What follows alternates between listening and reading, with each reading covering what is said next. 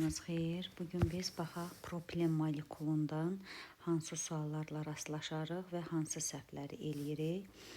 İlk öncə propilen molekulunun formulunu yazaq. CH2 2 qat rabitə CH tək qat rabitə CH3.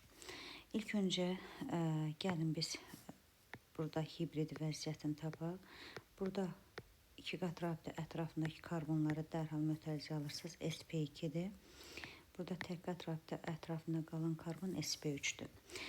Biz bunu polimerləşdirədikdə, bax bu pi rabitəsi qırılır. Bax bu rabitə qırılır. Bu zaman alırıq, deməli, pi rabitəsinin yarısı bu karbona qırılır. Yarısı da bu karbon ətrafında ayrılır. Yəni, bəzən ən çox abituriyentlər harada səhv edir? Pi rabitəsini qırır, birinci və bax bu karbonlar arasında paylayır pi rabitəni. O yanlışdır. Ona görə pi rabitəsi, baxın, mötərizə daxilində qalan karbonlar ətrafında qırılanda paylanır. Bu zaman yazırıq CH2 pi rabitəsinin bir hissəsi bura keçir. CH digəri də bax burada olduğu kimi qalır. CH3 n sayda. Biz burada deməli testlərdə bu belə görmürük. Testlərdə əsasən bu tək qat rabitə ilə bu CH3-ün yerini dəyişir, verir bizə.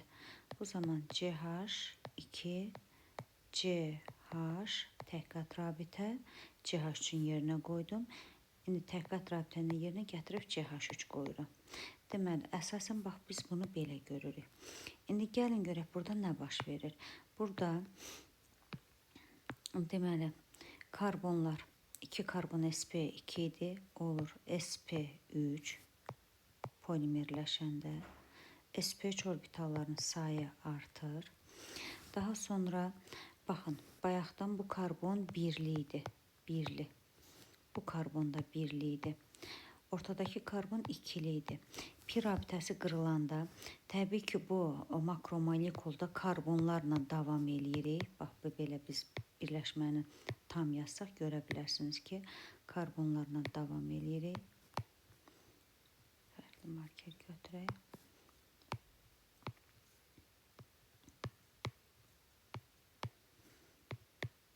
Bu n saydadır, yəni təkrarlana bilir. Onda biz mərkəzdə bax bu karbon, sp3-lü karbon olacaq üçlü.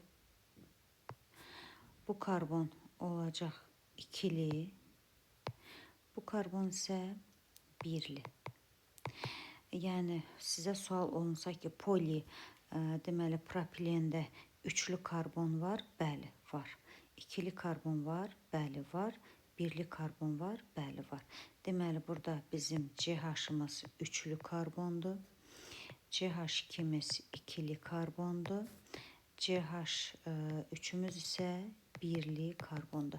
Yəni, burada n sayda verdiyimizə görə bu molekulu biz dəfələrlə, milyon dəfələrlə təkrarlaya bilərik. Yəni, o zaman həmin bax bu karbonların qonşuluğuna karbon düşdüyü üçün üçlü, ikili ola bilir.